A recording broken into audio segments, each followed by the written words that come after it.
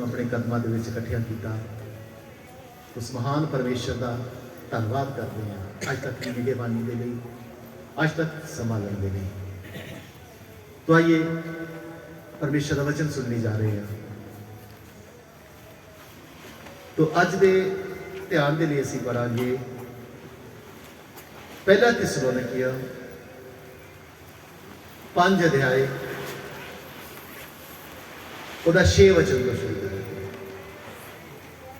पहला थिस्सलुनीकियों 5 अध्याय 6 वचन। कोई ज़्यादा पिछे होके ना बैठे, जेकर कोई अगे अगे आना चाहता बड़ी जगह अगे अगे होके बैठ सकते हैं। पढ़िए जी पहला थिस्सलुनीकियों 5 का 6। सो इस लिए आओ असी होरना वांगू ना सहीए सगों जागते रहिए और सुचेत रहिए। हाँ दोबारा पढ़ो चलेगा। सो इसलिए असी होरना वांगू ना सहीए सगों जागते रहिए और सुचेत रहिए। वचन लिखिया असी होरना वांगू की ना करिए, असी होरना वांगू ना सोईए बल्कि की करते रहिए। तो दूसरा काम की करिए, सुचेत रहिए जां चौकन्ने रहिए। अज जेकर असी देखिए दुनिया दे विच मान लो कोई भी कोई गलती कर दिंदा। एक छोटी जी मैं उदाहरण देना आ, जो तुसीं सड़कों के उपर जाते हो तो सड़कों के उपर बहुत सारे ट्रकों के नाल एक्सीडेंट होए होंदे। कोई ट्रक थले लग गया होंदा, कोई बैरीकेड ते चढ़ गया होंदा, कोई डाइवर्सन ते चढ़ गया होंदा। तो सब एको गल कहते हैं कि ड्राइवर को लगता की आ गई सी, नींद आ गई सी। और दूसरा तुसी भी कई बार दुनियावी तौर पर भी जो कितने कोई बच्चा या कोई होर सियाना गलती करता होगा तो तुसी भी कई बार डायलॉग बोलिया होगा भाई सुता सी ना तेरे को की हो गई। कहने का भाव कि एक उदाहरण बनी हुई आ कि सुते हुए तरीके के नाल या सुता बंदा या सुती हुई हालात दे विच जेड़ा भी कोई काम करेगा गलती होगी। अज साडे जीवनां च भी क्यों बार बार गलतियां हो रही ने, क्यों बार बार एक विश्वासी गलतियां करता, क्यों बार बार एक मसीही गलती करता? कारण एको ही आ, वो हजे जागया नहीं, सुती हालात दे विच की कर रहा है। तां ही कदी इधर टकरा रहा, कदी इधर टकरा रहा, कदी फिसल रहा, कदी डिग रहा, कदी उठ रहा। जेकर तुसी भी अपने जीवन दे विच अपनी आत्मिक हालात नूं जांचना चाहुंदे हो तो वेखो किते तुसी सुते दे नहीं, इस सुती हालात च नहीं चल रहे, स्लीप वॉकिंग स्थिति च नहीं तुसी चल रहे। जे इस स्थिति चलोगे तुसी जरूर ठोकर खाओगे, तुसी जरूर डिगोगे। इस करके परमेश्वर का वचन कहना हुण तुसी एक काम करो, तुसी दूसरे की तरह की ना रहो। हुण दूसरे किहड़े ने जिहड़े सौ गए ने? सौण का मतलब की आ? ये जिहड़ी नींद है शरीरक नींद नहीं दसी गई, ये आत्मिक नींद के बारे गल की गई है। आत्मिक नींद या आत्मिक सौना की आ? जेड़ा इंसान अपने आत्मिक जीवन तो ध्यान हटा लेंदा आ, जेड़ा इंसान अपने आत्मिक जीवन की राखी करना बंद कर दिंदा आ, वचन कहंदा तू की कर चुका भाई? तू अपने आत्मिक जीवन का ध्यान नहीं रख रहा, तू अपने आत्मिक जीवन की राखी नहीं कर रहा, तू अपने आत्मिक जीवन के प्रति सचेत नहीं आ, तू सुता आ, तू एक दिन जरूर खता खानेगा। समझा रही है जी? इस करके परमेश्वर का वचन कहता तुसी दूसरे की तरह की ना रहो, सुते ना रहो, जाग जाओ।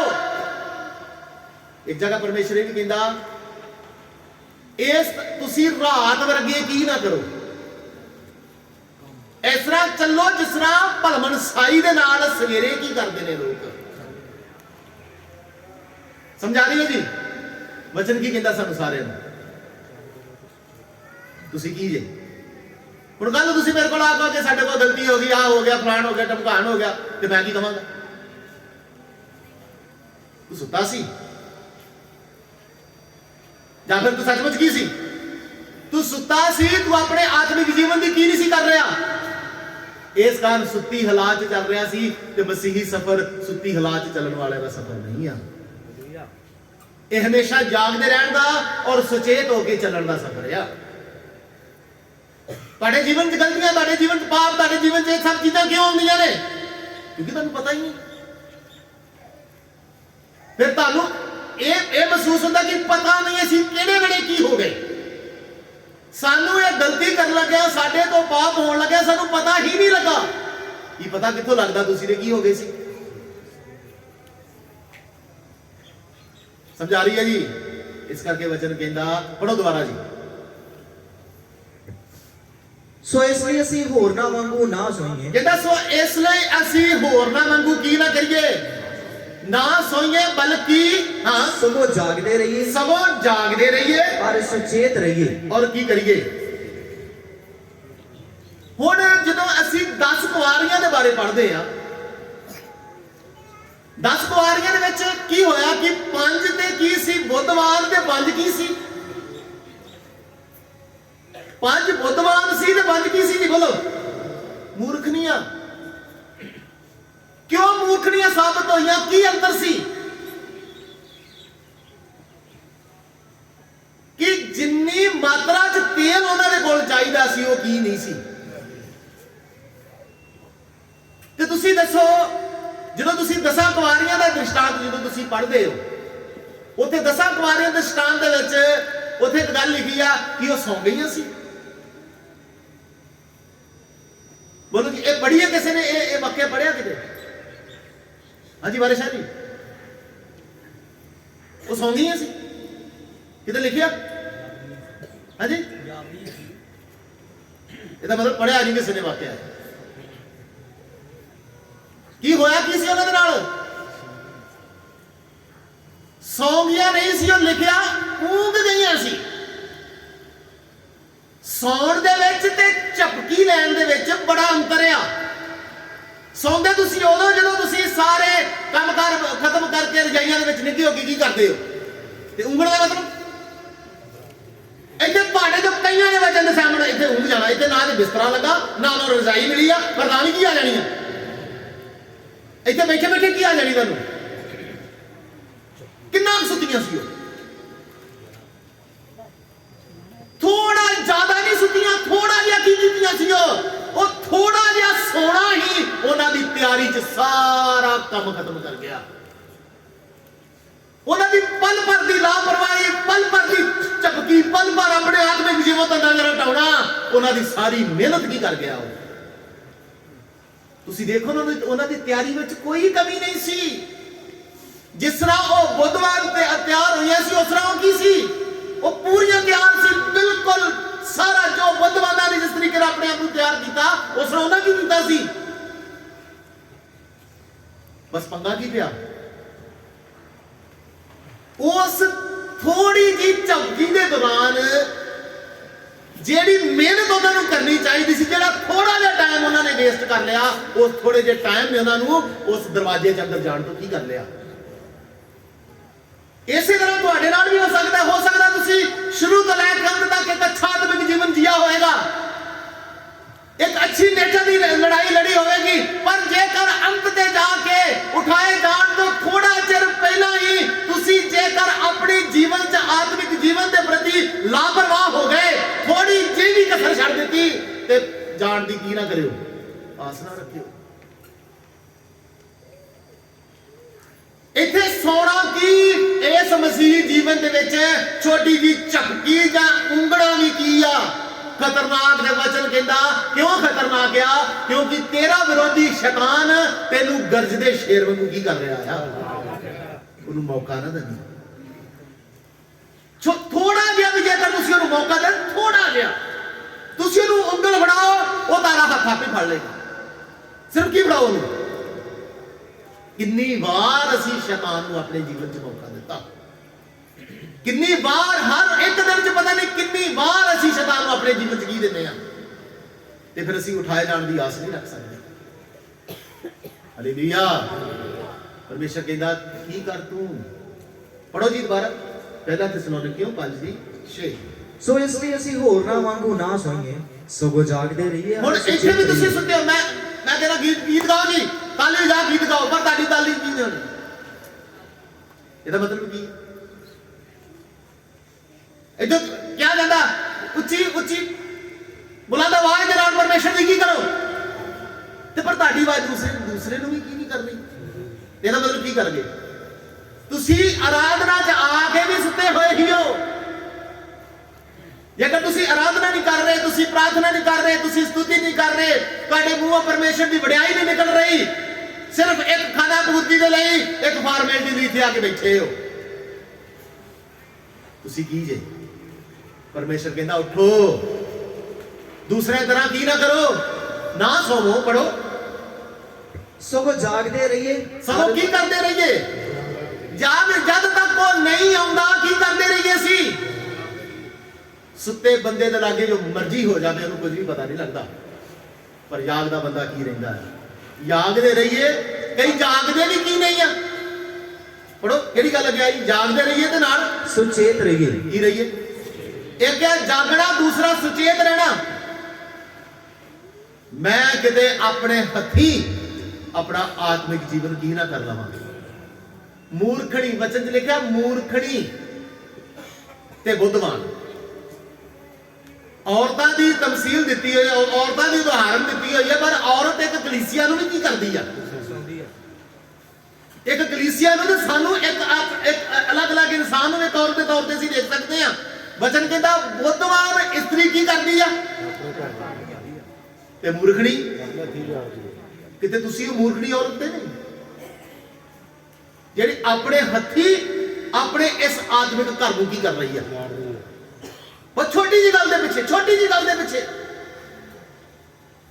ਕਈ ਵਾਰ ਨਿੱਕੀਆਂ ਨਿੱਕੀਆਂ ਗੱਲਾਂ ਦੇ ਪਿੱਛੇ ਹੀ ਅਸੀਂ ਮੂਰਖ ਬਣ ਕੇ ਆਪਣੇ ਆਤਮਿਕ ਘਰ ਨੂੰ ਕੀ ਕਰ ਲੈਂਦੇ ਹਾਂ? ਜਾਂ ਕਿਸੇ ਜਿੱਦ 'ਚ ਆ ਕੇ, ਜਾਂ ਕਿਸੇ ਤੋਂ ਬਦਲਾ ਲੈਣ ਦੀ ਆੜ ਦੇ ਵਿੱਚ, ਜਾਂ ਕਿਸੇ ਨੇ ਵੀ ਜੇਕਰ ਕਿਸੇ ਨੇ ਕੋਈ ਗੱਲ ਕਹਿ ਦਿੱਤੀ ਆ ਉਹਦਾ ਜਵਾਬ ਦੇਣ ਦੇ ਚੱਕਰ ਦੇ ਵਿੱਚ ਹੀ।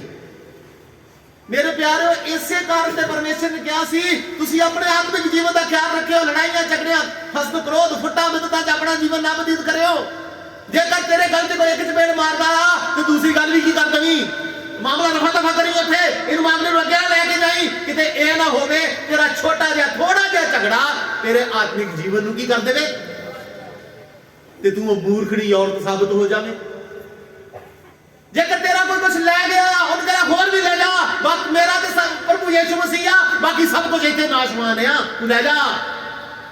ਕਿਤੇ ਇਹ ਨਾ ਹੋਵੇ ਥੋੜੇ ਜੀ ਜਾਇਦਾਦ ਦੇ ਕਾਰਨ, ਇਹ ਨਾ ਹੋਵੇ ਥੋੜੇ ਜਿਹੇ ਪੈਸਿਆਂ ਦੇ ਕਰਕੇ, ਇਹ ਨਾ ਹੋਵੇ ਥੋੜੇ ਜਿਹੇ ਕਿਸੇ ਹੋਰ ਸੰਸਾਰਿਕ ਚੀਜ਼ ਦੇ ਕਰਕੇ ਤੂੰ ਮੂਰਖਣੀ ਸਾਬਤ ਹੋ ਜਾਵੇਂ ਤੇ ਆਪਣੇ ਆਤਮਿਕ ਜੀਵਨ ਆਪਣੇ ਹੱਥੀ ਕੀ ਕਰ ਲਵੇਂ। ਇਸ ਕਰਕੇ ਮੇਰੇ ਪਿਆਰਿਓ, ਉਠੋ, ਜਾਗੋ ਤੇ ਕੀ ਹੋ ਜਾਵੋ? ਸੁਚੇਤ ਹੋ ਜਾਵੋ। ਕਿਉਂ ਪਰਮੇਸ਼ਰ ਕਹਿੰਦਾ ਤੁਸੀਂ ਸੁਚੇਤ ਹੋਣਾ? ਕਿਉਂ ਪਰਮੇਸ਼ਰ ਕਹਿੰਦਾ ਤੁਸੀਂ ਜਾਗਦੇ ਰਹਿਣਾ? ਪੜ੍ਹੀਏ ਜਿਹੜਾ 5 ਔਰ 7 ਔਰ 8 ਵਿੱਚ। ਕਿਉਂਕਿ ਜਿਹੜੇ ਸੌਂਦੇ ਹਨ ਉਹ ਰਾਤ ਨੂੰ ਹੀ ਸੌਂਦੇ ਹਨ, ਅਤੇ ਜਿਹੜੇ ਸੌਂਦੇ ਨੇ ਉਹ ਕਦੋਂ ਸੌਂਦੇ ਨੇ? ਯਾਦ ਰੱਖਿਓ, ਕਹਿੰਦਾ ਸੌਣ ਵਾਲਿਆਂ ਦਾ ਸਮਾਂ ਰਾਤ ਦਾ ਸਮਾਂ ਹੈ। ਗੌਰ ਨਾਲ ਤੁਸੀਂ ਇਧਰ ਮੇਰੇ ਵੱਲ ਵੇਖੋ।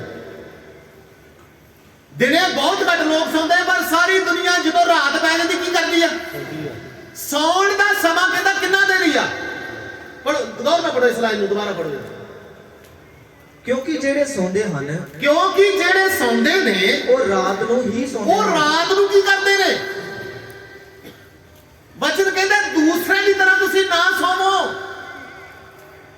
ਦੂਸਰੇ ਦੀ ਤਰ੍ਹਾਂ ਤੁਸੀਂ ਨਾ ਕਰੋ ਜੋ ਦੂਸਰੇ ਲੋਕ ਕਰਦੇ ਨੇ।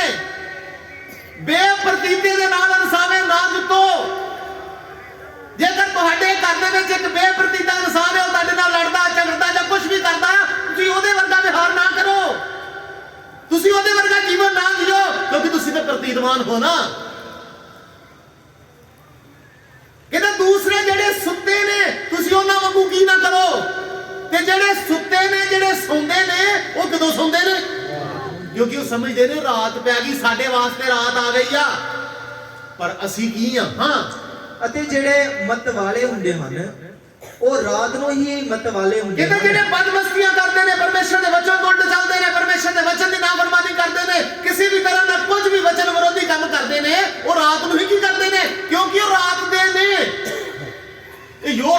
ਪਰਮੇਸ਼ਰ ਦੇ ਵਚਨ ਇੱਥੇ ਕਿਹਾ ਉਹ ਰਾਤ ਦੇ ਨੇ, ਉਹ ਸੌਣ ਵਾਲੇ ਰਾਤ ਦੇ ਨੇ, ਮਤਵਾਲੇ ਹੋਣ ਵਾਲੇ ਰਾਤ ਦੇ ਨੇ, ਜੋ ਪਾਪ ਕਰਨ ਵਾਲੇ ਰਾਤ ਦੇ ਨੇ। ਪਰ ਤੁਸੀਂ ਪਰ ਅਸੀਂ ਜਦੋਂ ਦਿਨ ਦੇ ਹਾਂ ਤਾਂ ਨਿਰਚਾ, ਕਹਿੰਦਾ ਅਸੀਂ ਜਦੋਂ ਦੇ ਹਾਂ, ਦਿਨ ਦੇ ਹਾਂ, ਹਾਲੇਲੂਇਆ, ਅਸੀਂ ਦਿਨ ਦੇ ਹਾਂ। ਬੇਸ਼ੱਕ ਇਹ ਰਾਤ ਪੈ ਚੁੱਕੀ ਆ, ਵਚਨ ਕਹਿੰਦਾ ਰਾਤ ਬਹੁਤ ਬੀਤ ਗਈ ਤੇ ਦਿਨ ਕੀ ਕਰਨ ਵਾਲਾ ਆ। ਅਸੀਂ ਉਸ ਦਿਨ ਦੇ ਹਾਂ। ਜਿਹੜੇ ਸੌ ਗਏ ਨੇ ਉਹ ਸਿਰਫ ਰਾਤ ਦੇ ਨੇ, ਉਹਨਾਂ ਲਈ ਦਿਨ ਨਹੀਂ ਚੜਨਾ। ਦਿਨ ਚੜਨ ਦਾ ਮਤਲਬ ਕੀ ਆ? ਪ੍ਰਭੂ ਯਿਸੂ ਮਸੀਹ ਦਾ ਬਦਲਾ ਤੇ ਆ ਜਾਣਾ। ਦਿਨ ਚੜਨ ਦਾ ਮਤਲਬ ਕੀ ਆ? ਸੂਰਜ ਨਿਕਲਣਾ ਤੇ ਸਾਡਾ ਸੂਰਜ ਪ੍ਰਭੂ ਯਿਸੂ ਮਸੀਹ ਆ। ਉਹਦੇ ਚੜਨ ਦਾ ਮਤਲਬ ਕੀ? ਉਹ ਆਉਣ ਵਾਲਾ ਆ, ਉਹ ਦਿਨ ਚੜਨ ਵਾਲਾ ਆ। ਉਹ ਦਿਨ ਚੜਨ ਦਾ ਮਤਲਬ ਕੀ ਆ? ਜਿੱਦਣ ਖਾਲਸ ਰਾਜ ਆ ਜਾਵੇਗਾ, ਜਿੱਦਣ ਪ੍ਰਭੂ ਯਿਸੂ ਮਸੀਹ ਆ ਜਾਵੇਗਾ, ਫਿਰ ਕੋਈ ਹਨੇਰਾ ਦੁਨੀਆ ਤੇ ਨਹੀਂ ਰਹੇਗਾ। ਹਨੇਰਾ ਵੀ ਖਤਮ ਹੋ ਜਾਵੇਗਾ, ਹਨੇਰੇ ਵਾਲੇ ਲੋਕ ਵੀ ਕੀ ਹੋ ਜਾਣਗੇ। ਪਰ ਜਿਹੜਾ ਜਾਗ ਦੇਗਾ, ਜਿਹੜਾ ਕਹੇਗਾ ਮੈਂ ਹਨੇਰੇ ਦਾ ਨਹੀਂ ਆ, ਮੈਂ ਰਾਤ ਦਾ ਨਹੀਂ। ਅਜੇ ਤੱਕ ਤੁਸੀਂ ਪਾਪ ਕਰਦੇ ਹੋ, ਗਲਤੀ ਕਰਦੇ ਹੋ, ਗੁਨਾਹ ਜੀਵਨ ਬਤੀਤ ਕਰ ਰਹੇ ਹੋ। ਤੁਸੀਂ ਕਿਹਦੇ ਹੋ? ਤੁਸੀਂ ਰਾਤ ਦੇ ਹੋ, ਕਿਉਂਕਿ ਤੁਸੀਂ ਰਾਤ ਵਾਲੇ ਕੰਮ ਕਰ ਰਹੇ ਹੋ। ਇਸ ਕਰਕੇ ਤੁਸੀਂ ਆਪਣੇ ਜੀਵਨਾਂ 'ਚ ਮੋਹਰ ਲਾ ਦਿੱਤੀ ਆ, ਆਪਣੇ ਮੱਥੇ ਤੇ ਮੋਹਰ ਲਾਤੀ, ਮੈਂ ਰਾਤ ਦਾ, ਮੈਨੂੰ ਦਿਨ ਦਾ ਕੋਈ ਮਤਲਬ ਨਹੀਂ। ਦਿਨ ਕੀ ਆ? ਦਿਨ ਇਹ ਆ ਮੇਰਾ ਪ੍ਰਭੂ ਜਲਦ ਬਦਲਾ ਦੇ ਆਉਣਾ। ਉਹ ਧਰਮ ਦਾ ਸੂਰਜ ਨਿਕਲਣ ਵਾਲਾ ਆ, ਉਹਦੀ ਕਿਰਨਾਂ 'ਚ ਸ਼ਿਫਾ ਹੋਵੇਗੀ। ਕੀ ਅਸੀਂ ਜੀ ਕਦੋਂ ਦਾ ਤੁਸੀਂ ਫਿਰ ਕੰਮ ਕੈਸੇ ਹੋਣੇ ਚਾਹੀਦੇ ਨੇ? ਦਿਨ ਦੇ ਕੰਮ ਪਾਰਦਰਸ਼ੀ ਹੁੰਦੇ ਨੇ। ਦਿਨ ਦੇ ਕੰਮ 'ਚ ਕੋਈ ਫੇਰਾ ਫੇਰੀ ਨਹੀਂ ਹੁੰਦੀ। ਦਿਨ ਦੇ ਕੰਮ 'ਚ ਰੋਸ਼ਨੀ ਹੁੰਦੀ ਆ। ਉਹ ਰੋਸ਼ਨੀ ਸਾਨੂੰ ਦਿਨ 'ਚ ਲਈ ਜਾਂਦੀ ਆ। ਤੁਸੀਂ ਆਪਣੇ ਕੰਮਾਂ ਤੋਂ ਕਹਿੰਦਾ ਦਰਖਤ ਆਪਣੇ ਫਲਾਂ ਤੋਂ ਕੀ ਕੀਤਾ ਜਾਵੇਗਾ? ਤੁਸੀਂ ਆਪਣੇ ਕੰਮਾਂ ਤੋਂ ਪਛਾਣ ਜਾਓਗੇ। ਤੁਸੀਂ ਰਾਤ ਦੇ ਕੇ ਦਿਨ ਦੇ ਕਹਿ ਤਾਂ ਮਤਲਬ ਉਸ ਵਰਗ ਦੇ। ਕਹਿੰਦਾ ਇਸ ਕਰਕੇ ਤੁਸੀਂ ਪੜੋ ਦੁਬਾਰਾ। ਪਰ ਅਸੀਂ ਜਦੋਂ ਦਿਨ ਦੇ ਹਾਂ, ਅਸੀਂ ਜਦੋਂ ਦਿਨ ਦੇ ਹਾਂ ਤਾਂ ਨਿਰਚਾ ਅਤੇ ਪ੍ਰੇਮ ਦੀ ਸੰਜੋਗ ਅਤੇ ਮੁਕਤੀ ਦੀ ਆਸ ਨੂੰ ਟੋਪ ਦੇ ਥਾਂ ਪਹਿਨ ਕਹਿੰਦਾ ਕੇ, ਨਿਰਚਾ ਤੇ ਪ੍ਰੇਮ ਦੀ ਸੰਜੋਗ ਤੇ ਮੁਕਤੀ ਦੀ ਆਸ ਨੂੰ ਟੋਪ ਦੀ ਥਾਂ ਪਹਿਨ ਕੇ ਸੁਚੇਤ ਰਹੀਏ। ਕੀ ਰਹੀਏ? ਚੁਕੰਨੇ ਰਹੀਏ। ਰਾਤ ਦੇ ਸਮੇਂ ਰਾਤ ਦੇ ਕਈ ਕੰਮ, ਅਸੀਂ ਵੀ ਹਨੇਰੇ 'ਚ ਹੀ ਆ। ਅਸੀਂ ਸਭ ਇਹ ਰਾਤ ਦੇ ਬੀਤੀ ਨਹੀਂ ਆ।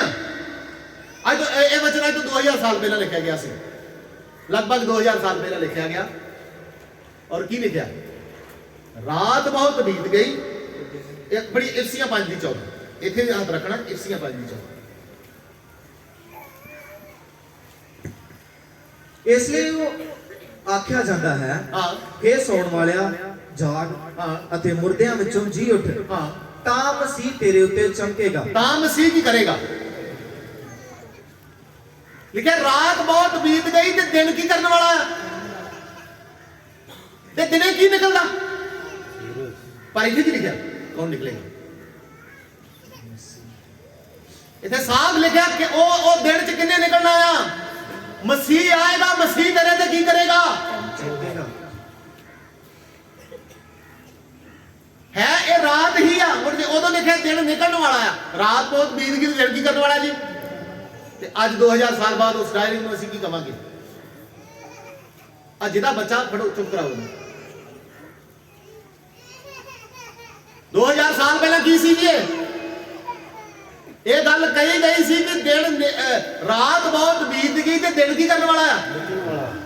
ਤੇ ਅੱਜ ਕੀ ਕਹੋਗੇ ਤੁਸੀਂ? ਬੋਲੋ। ਦੂਸਰਾ ਮਾਈਕ ਲਾ ਦਿਓ। ਕਿ ਦਿਨ ਤੇ ਲਗਭਗ ਕੀ ਆ? ਨਿਕਲ ਹੀ ਚੁੱਕਾ ਆ। ਦਿਨ ਕੀ ਆ ਜੀ? तो फिर ਕਹਿੰਦਾ ਉਹ ਜਿਹੜੇ ਰਾਤ ਦੇ ਨੇ ਉਹਨਾਂ ਨੂੰ ਕੀ ਕਰਨ ਦੋ? ਉਹਨਾਂ ਨੂੰ ਸੁੱਤੇ ਰਹਿਣ ਦੋ। ਪਰ ਤੁਸੀਂ ਕੀ ਜੇ? ਤੁਸੀਂ ਰਾਤ ਦੇ ਨਹੀਂ, ਤੁਸੀਂ ਕੀ ਜੇ? ਤੇ ਦਿਨ ਦੇ ਕੰਮਾਂ ਦੀ ਹੁਣੇ ਹੀ ਕੀ ਕਰ ਲਓ? ਪ੍ਰੈਕਟਿਸ ਕਰ ਲਓ। ਇਹ ਨਾ ਹੋਵੇ ਕਿ ਦਿਨ ਚੜ ਜਾਵੇ ਤੇ ਤੁਸੀਂ ਰਾਤ ਦੇ ਕੰਮਾਂ ਦੇ ਵਿੱਚ ਲਿਪਤੇ ਇੱਥੇ ਹੀ ਕੀ ਹੋ ਜਾਵੋ? ਹਾਲੇਲੂਇਆ। ਵਚਨ ਕੀ ਚੇਤਾਵਨੀ ਦੇ ਰਿਹਾ? ਦਿਨ ਚੜਨ ਵਾਲਾ ਆ, ਇਸ ਕਰਕੇ ਤੁਸੀਂ ਜੋ ਦਿਨ ਦੇ ਹੋ ਕੀ ਕਰੋ? ਆਸ ਤੇ ਮੁਕਤੀ ਨੂੰ ਟੋਪ ਦੇ ਥਾਂ ਪਹਿਨ ਕੇ ਕੀ ਰਹੋ? ਸੁਚੇਤ ਰਹੋ। ਪੜੋ। ਪਰ ਅਸੀਂ ਜਦੋਂ ਦਿਨ ਦੇ ਹਾਂ ਤਾਂ ਨੇਚਾ ਅਤੇ ਪ੍ਰੇਮ ਦੀ ਸੰਜੋਗ ਅਤੇ ਮੁਕਤੀ ਦੀ ਆਸ ਨੂੰ ਟੋਪ ਦੇ ਥਾਂ ਪਹਿਨ ਕੇ ਸੁਚੇਤ ਰਹੀਏ। ਕੀ ਰਹੀਏ? ਸੁਚੇਤ ਮਤਲਬ ਚਕੰਨੇ ਕਹਿਣ ਦਾ ਮਤਲਬ ਹੁਣ ਸਟੇਸ਼ਨ ਤੇ ਤੁਸੀਂ ਬੜੇ ਵਾਰ ਗਏ ਹੋਗੇ, ਸਟੇਸ਼ਨਾਂ ਦੇ ਉੱਤੇ, ਤੇ ਸਟੇਸ਼ਨ ਵਾਲਿਆਂ ਨੂੰ ਪਤਾ ਆ ਕਿ ਲੋਕਾਂ ਦੇ ਜੀਵਨ 'ਚ ਸੁਸਤੀਆਂ ਨੇ। ਇਹ ਟਿਕਟ ਤੇ ਲੈ ਲੈਣਗੇ, ਪਰ ਕਈ ਵਾਰ ਕੀ ਹੋ ਜਾਣਗੇ? ਟ੍ਰੇਨ ਦੀ ਡੀਕ 'ਚ ਸੌ ਜਾਣਗੇ। ਤੇ ਲੌਸਮੈਂਟ ਤੋਂ ਪਹਿਲਾਂ ਇੱਕ ਆਵਾਜ਼ ਆਉਂਦੀ ਆ, ਅਟੈਂਸ਼ਨ। ਅਟੈਂਸ਼ਨ ਮਤਲਬ ਸੁਚੇਤ ਹੋਵੋ, ਇਹ ਸੌਣ ਵਾਲੇ ਜਾਗ, ਤੇਰੀ ਗੱਡੀ ਕੀ ਹੋਣ ਵਾਲੀ ਹੋ। ਜੇ ਤੂੰ ਸੁੱਤਾ ਰਿਹਾ, ਗੱਡੀ ਕੀ ਹੋ ਜਾਣੀ ਆ। ਅੱਜ ਇਹ ਵਚਨ ਵੀ, ਇਹ ਸਮਾਂ ਵੀ ਅੱਜ ਤੁਹਾਡੇ ਲਈ ਉਹ ਚੇਤਾਵਨੀ ਆ ਕਿ ਟੈਨਸ਼ਨ ਹੋ ਜਾਓ, ਸੁਚੇਤ ਹੋ ਜਾਓ। ਪ੍ਰਭੂ ਯਿਸੂ ਮਸੀਹ ਦੀ ਤਿਆਰੀ ਹੋ ਗਈ ਆ, ਦੁਲਹਨ ਨੂੰ ਲੈਣ ਲਈ ਆ ਰਿਹਾ ਆ। ਇਹ ਨਾ ਹੋਏ ਤੂੰ ਸੁੱਤਾ ਰਹੇ, ਤੁਸੀਂ ਸੁੱਤੇ ਰਹੋ, ਉਹ ਆਏ ਤੇ ਕੀ ਕੀਤਾ ਜਾਵੇ। ਇਸੇ ਕਾਰਨ ਮੰਨ ਲਓ ਕਿਸੇ ਦੀ ਟ੍ਰੇਨ ਨਿਕਲ ਗਈ ਆ ਤੇ ਜਾ ਕੇ ਯਾਤਰੀ ਟਿਕਟ ਲੈ ਕੇ ਇਹ ਨਹੀਂ ਕਹਿ ਸਕਦਾ ਮੈਂ ਚੜਿਆ ਨਹੀਂ। ਉਹਨੇ ਕਹਣਾ ਭਾਈ ਲੌਸਮੈਂਟ ਹੋਈ ਸੀ, ਤੂੰ ਸੁੱਤਾ ਰਿਹਾ, ਇਹ ਤੇਰੀ ਗਲਤੀ ਹੈ, ਸਾਡੀ ਕੋਈ ਵੀ ਗਲਤੀ। ਇਸੇ ਤਰ੍ਹਾਂ ਅਸੀਂ ਵੀ ਕੋਈ ਉਜਰ ਪੇਸ਼ ਨਹੀਂ ਕਰ ਸਕਾਂਗੇ। ਸੁਚੇਤ ਰਹਿਣ ਦਾ ਮਤਲਬ ਕੀ ਆ? ਸੁਚੇਤ ਰਹਿਣ ਦਾ ਮਤਲਬ ਵੇਖਣਾ। ਤੁਸੀਂ ਕਿ ਵੇਖਿਆ ਹੋਗਾ ਕਈ ਟ੍ਰੇਨ ਦੇ ਯਾਤਰੀਆਂ ਨੂੰ, ਕਈ ਬੈਠੇ ਹੁੰਦੇ ਨੇ ਤੇ ਕਈ ਰੇਲ ਦੇ ਵੇਖ ਕੇ ਇੰਜਨ ਵੇਖਣ ਦੇ ਨੇ ਵੀ ਆਈ ਗੱਡੀ ਕਿ ਨਹੀਂ ਹਜੇ। ਵੇਖਿਆ ਤੁਸੀਂ ਕੀ ਕਰਦੇ ਹੁੰਦੇ ਨੇ? ਉਹ ਰੇਲ ਦੀ ਪਟੜੀ ਦਾ ਸਿੱਧਾ ਧਿਆਨ ਤੇ ਤੁਸੀਂ ਇਹ ਨਹੀਂ ਕਹਿ ਸਕਦੇ ਕਿ ਇਹ ਬੰਦਾ ਜਿਹੜਾ ਰਹਿ ਜਾਏਗਾ। ਉਹ ਸਭ ਤੋਂ ਪਹਿਲਾਂ ਕੀ ਕਰੇਗਾ ਉੱਥੇ? ਉਹ ਵੇਖਣ ਦਾ ਮਤਲਬ ਕੀ ਆ? ਪਰਮੇਸ਼ਰ ਬਿਨਾਂ ਦੱਸਿਆ ਨਹੀਂ ਆਵੇਗਾ। ਯਾਦ ਰੱਖਿਓ, ਬੇਸ਼ੱਕ ਉਹਨੇ ਕਿਹਾ ਮੇਰਾ ਆਉਣਾ ਕਿਹਦੇ ਮਾਨਤ ਹੋਵੇਗਾ? ਚੋਰ ਦੀ ਤਰ੍ਹਾਂ ਉਹਨਾਂ ਦੇ ਲਈ ਜਿਹੜੇ ਸੁੱਤੇ ਨੇ, ਜਿਹੜੇ ਢਿੱਲੇ ਪਏ ਨੇ। ਪਰ ਸਾਡੇ ਲਈ ਇਹ ਵਚਨ ਪਰਮੇਸ਼ਰ ਦਾ ਜੋ ਆ ਰਿਹਾ ਆ, ਇਹ ਸਾਨੂੰ ਚੇਤਾਵਨੀਆਂ ਦੇ ਰਿਹਾ, ਉਹ ਆਉਣ ਵਾਲਾ ਜੇ। ਤਿਆਰ ਹੋ ਜਾਓ, ਖੜੇ ਹੋ ਜਾਓ। ਇਹ ਨਾ ਹੋਵੇ ਉਹ ਆ ਜਾਵੇ ਤੇ ਤੁਸੀਂ ਕੀ ਕਰੋ? ਵੇਖੋ ਉਹਨੂੰ ਵਚਨ ਲਿਖਿਆ, ਹਮੇਸ਼ਾ ਹਰ ਸਮੇਂ ਆਪਣੇ ਮੁਕਤੀ ਦਾਤੇ ਪ੍ਰਭੂ ਯਿਸੂ ਮਸੀਹ ਦੀ ਵੱਲ ਕੀ ਕਰਦੇ ਰਹੋ। ਉਹਨੂੰ ਤੱਕਣ ਦਾ ਮਤਲਬ ਕੀ ਆ? ਸੁਚੇਤ ਰਹਿਣ ਦਾ ਮਤਲਬ ਕੀ ਆ? ਯਿਸੂ ਮਸੀਹ ਨੂੰ ਜਦੋਂ ਪੁੱਛਿਆ ਗਿਆ ਤੁਸੀਂ ਕਦੋਂ ਆਉਣਾ ਆ, ਤਾਂ ਉਹਨੇ ਕੁਝ ਗੱਲਾਂ ਦੱਸੀਆਂ, ਕੁਝ ਮਾਹੌਲ ਦੱਸੇ। ਕਹਿੰਦਾ ਦੁਨੀਆ ਤੇ ਇਸ ਤਰ੍ਹਾਂ ਦਾ ਮਾਹੌਲ ਹੋਵੇਗਾ ਜਦੋਂ ਮੈਂ ਕੀ ਹੋ ਜਾਵਾਂਗਾ। ਮਹਾਮਾਰੀਆਂ ਆਉਣਗੀਆਂ, ਦੇਸ਼ ਦੇਸ਼ ਦੇ ਵਿਰੁੱਧ, ਕੌਮ ਕੌਮ ਦੇ ਵਿਰੁੱਧ ਕੀ ਕਰੇਗਾ? ਭੁਚਾਲ ਆਉਣਗੇ। ਕੋਈ ਕਹਿਣਗੇ ਯਿਸੂ ਇੱਥੇ ਆ, ਕੋਈ ਕਹਿਣਗੇ ਯਿਸੂ ਮਸੀਹ ਕਿੱਥੇ ਆ। ਉਹਨਾਂ ਦਿਨਾਂ ਦੇ ਵਿੱਚ ਮੈਂ ਕੀ ਕਰਾਂਗਾ? ਬੋਲੋ ਜੀ। ਉਹ ਦਿਨ ਹੂਬਹੂ ਲੰਘ ਰਹੇ ਕਿ ਉਹਨਾਂ ਦਿਨਾਂ ਚੋਂ ਹੀ ਚੱਲ ਰਹੇ ਕਿ ਨਹੀਂ? ਤੇ ਇਹੀ ਹੈ ਸੁਚੇਤ ਰਹਿਣਾ ਕਿ ਵਾਕਿਆ ਜੋ ਕਲਾਮ ਕਹਿੰਦਾ, ਜੋ ਵਚਨ ਕਹਿੰਦਾ, ਜੋ ਪ੍ਰਭੂ ਯਿਸੂ ਮਸੀਹ ਕਹਿੰਦਾ ਸੀ, ਉਹ ਗੱਲਾਂ ਤੇ ਕੀ ਹੋ ਰਹੀਆਂ ਨੇ। ਮਹਾਮਾਰੀ ਆ ਰਹੀ ਹੈ ਇੱਕ ਤੋਂ ਬਾਅਦ, ਪਹਿਲਾਂ ਕਰੋਨਾ ਆਇਆ, ਹੁਣ ਐਮੀ ਕਰੋਨਾ, ਹੁਣ ਪਤਾ ਨਹੀਂ ਗਾਂ ਕੀ ਆ ਜਾਣਾ। ਦੇਸ਼ ਦੇਸ਼ ਦੇ ਵਿਰੁੱਧ, ਕੌਮਾਂ ਕੌਮਾਂ ਦੇ ਵਿਰੁੱਧ ਕੀ ਕਰ ਰਹੀਆਂ ਨੇ। ਸਮਝਾ ਰਹੀ ਆ? ਹੁਣ ਪਿੱਛੇ ਜੇ ਪਤਾ ਨਹੀਂ ਕੌਣ ਹੈ ਗਿਆਨੀ ਜਿਹਨੇ ਕੁਝ ਪ੍ਰਭੂ ਯਿਸੂ ਮਸੀਹ ਦੇ ਬਾਰੇ ਕੁਝ ਕਹਿ ਦਿੱਤਾ ਆ, ਸਾਡੇ ਸਾਰੇ ਪਾਦਰੀ ਉਹਦੇ ਖਿਲਾਫ ਹੋ ਗਏ। ਫੇਸਬੁੱਕ ਤੇ ਆ ਕੇ ਕੋਈ ਬਿਆਨ ਦੇ ਰਿਹਾ, ਕੋਈ ਉਹਨੂੰ ਕਹਿਣ ਦੋ ਜੋ ਕਹਿੰਦਾ, ਤੁਸੀਂ ਆਪਣੀ ਤਿਆਰੀ ਕਰੋ। ਉਹ ਤੇ ਇੱਕ ਸੰਕੇਤ ਆ, ਉਹਦੇ ਇੱਕ ਚੇਤਾਵਨੀ ਆ ਕਿ ਪ੍ਰਭੂ ਯਿਸੂ ਮਸੀਹ ਨੇ ਜਿਹੜੀਆਂ ਗੱਲਾਂ ਕਹੀਆਂ ਨੇ ਉਹ ਕੀ ਹੋ ਰਹੀਆਂ ਨੇ। ਉਹ ਕੀ ਨਾ ਉਹਦਾ ਬੰਦੇ ਦਾ? ਜਸਵੰਤ ਸਿੰਘ। ਉਹ ਭਾਈ ਜਸਵੰਤ ਸਿੰਘ ਦੇ ਬਾਰੇ ਤੇ ਪ੍ਰਭੂ ਯਿਸੂ ਮਸੀਹ ਨੇ ਪਹਿਲਾਂ ਕਹਿ ਦਿੱਤਾ ਸੀ। ਕੁਝ ਲੋਕ ਆਉਣਗੇ ਇੱਕ ਦੂਸਰੀ ਕੌਮ ਦੇ ਉੱਤੇ ਕੀ ਕਰਨਗੇ ਉਹ, ਤੇ ਉਹਨਾਂ ਵਿੱਚ ਜਸਵੰਤ ਸਿੰਘ ਵੀ ਇੱਕ ਆ। ਉਹਨੂੰ ਕਰਨ ਦੋ ਜੋ ਕਹਿੰਦਾ, ਉਹਨੂੰ ਆਪਣਾ ਢੋਲ ਵਜਾਉਣ ਦੋ, ਸਾਡਾ ਪ੍ਰਭੂ ਆਏਗਾ ਸਾਨੂੰ ਕੀ ਕਰੇਗਾ।